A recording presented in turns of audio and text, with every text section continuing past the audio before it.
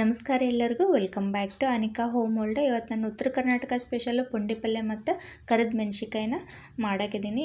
ಬರೀ ಹಾಗಿದ್ರೆ ನಾನು ಯಾವ ಥರ ಪುಂಡಿ ಪಲ್ಯನ ಕುಕ್ಕರಲ್ಲಿ ಮಾಡ್ತೀನಿ ಅನ್ನೋದನ್ನು ನಿಮ್ಮ ಜೋಡಿ ಶೇರ್ ಮಾಡ್ಕೋತಾ ಇದ್ದೀನಿ. ಇಲ್ಲಿ ನೋಡಿರಿ, ನಾನು ಒಂದು ಕಟ್ಟಾಗುವಷ್ಟು ಪುಂಡಿ ಪಲ್ಯನ ತೊಗೊಂಡಿದ್ದೀನಿ. ಇದು ಎಳಿದಾಗೈತಿ.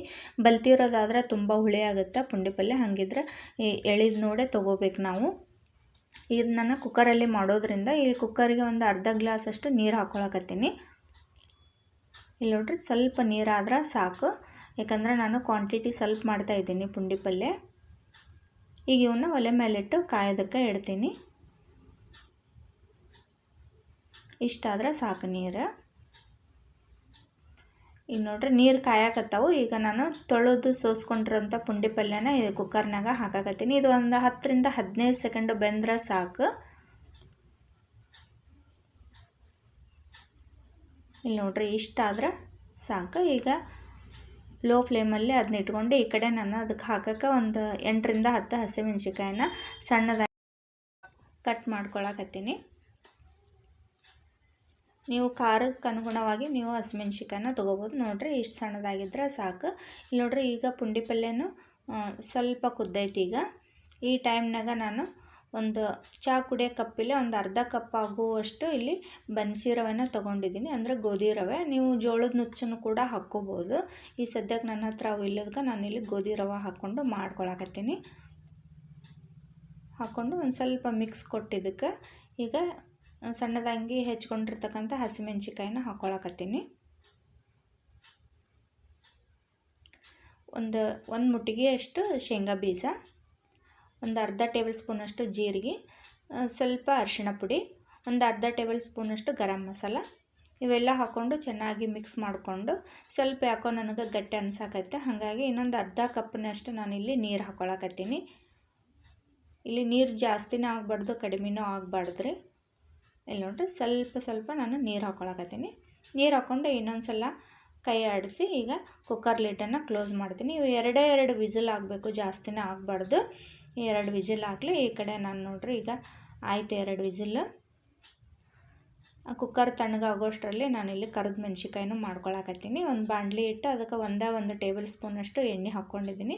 ಈಗ ಉದ್ದುದಾಗಿರೋ ಹಸಿಮೆಣ್ಸಿಕಾಯಿನ ನಾನು ಕಟ್ ಮಾಡ್ಕೊಂಡು 2 ಭಾಗ ಮಾಡ್ಕೊಂಡಿನಿ. ನೀವು ಅದನ್ನು ನಡ್ಬರ್ಕ ಕೊರೆದು ಕೂಡ ತೊಗೋಬೋದು. ನಾನು ಇಲ್ಲಿ ಬೇಗ ಮಾಡೋದ್ರಿಂದ ಸ್ವಲ್ಪ ನನಗೆ ಕ್ವಿಕ್ಕಾಗಿ ಆಗುತ್ತೆ ಅನ್ನೋ ರೀಸನ್ಗೆ ನಾನು 2 ಮಾಡ್ಕೊಂಡಿದ್ದೀನಿ. ಇದು ನೋಡ್ರಿ, ಹುರ್ಕೊಳಕತ್ತೀನಿ ನಾನು. ಇವು ಹುರಿಯೋದಾತು. ಇದಕ್ಕೆ ನಾನು ಉಪ್ಪು ಮತ್ತು ಜೀರಿಗೆನ ಪೌಡ್ರ್ ಮಾಡಿ ಇಟ್ಕೊಂಡಿರ್ತೀನಿ. ಈಗ ಅದನ್ನ ಹಾಕ್ಕೊಂಡು ಕಲಿಸ್ಕೊಂಡ್ರೆ ಇಲ್ಲಿ ಕರಿದ ಮೆಣಸಿಕಾಯಿ ಕೂಡ ರೆಡಿ ಅದು. ಇಷ್ಟೊತ್ತಿಗೆ ಆಗಲೇ ಕುಕ್ಕರು ಕೂಡ ತಣ್ಣಗಾಗಿತ್ತು. ಇಲ್ಲಿ ನೋಡ್ರಿ, ಎಷ್ಟು ಸಾಫ್ಟಾಗಿ ಬಂದೈತಿ ಅಂತ.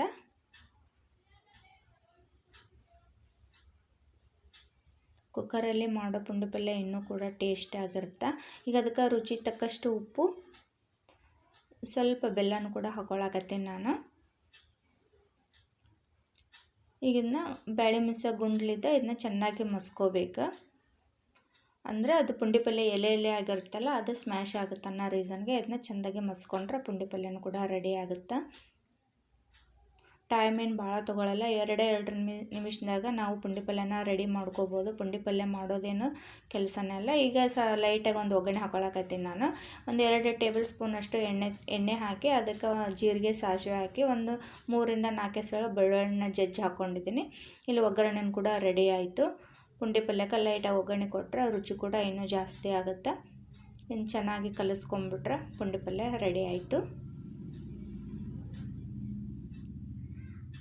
ಇಲ್ಲಿ ನೋಡ್ರಿ, ನಮ್ಮದು ಪುಂಡಿ ಪಲ್ಯನೂ ಕೂಡ ರೆಡಿ ಆಯಿತು. ಈ ವಿಡಿಯೋ ಯಾರಿಗೆಲ್ಲ ಇಷ್ಟ ಆಯಿತು ಪ್ಲೀಸ್ ಒಂದು ಲೈಕ್ ಮಾಡಿರಿ, ಶೇರ್ ಮಾಡಿರಿ, ಕಮೆಂಟ್ ಮಾಡಿರಿ. ನನ್ನ ಚಾನಲ್ಗೆ ಸಬ್ಸ್ಕ್ರೈಬ್ ಮಾಡಿಕೊಂಡು ಸಪೋರ್ಟ್ ಮಾಡಿರಿ. ನಾನು ಬಿಸಿ ರೊಟ್ಟಿ, ಕರಿದ ಮೆಣಸಿನ್ಕಾಯಿ ಮತ್ತು ಉಳ್ಳಾಗಡ್ಡಿ ಜೋಡಿ ಊಟ ಮಾಡಾಕತ್ತೀವಿ. ಬರ್ರಿ ಎಲ್ಲರೂ ಊಟ ಮಾಡೋಣ. ಆರೋಗ್ಯವಾಗಿದ್ದ ಅಡುಗೆನ ಊಟ ಮಾಡಿ ಎಲ್ಲರೂ ಆರೋಗ್ಯವಾಗಿರೋಣ ಅಂತ ಹೇಳ್ತಾ ಇವತ್ತಿನ ಈ ವಿಡಿಯೋನ ಇಲ್ಲಿಗೆ ಮುಗಿಸ್ತಾ ಇದ್ದೀನಿ. ಮತ್ತು ಮುಂದಿನ ವಿಡಿಯೋದೊಂದಿಗೆ ಸಿಗೋಣ. ನಮಸ್ಕಾರ.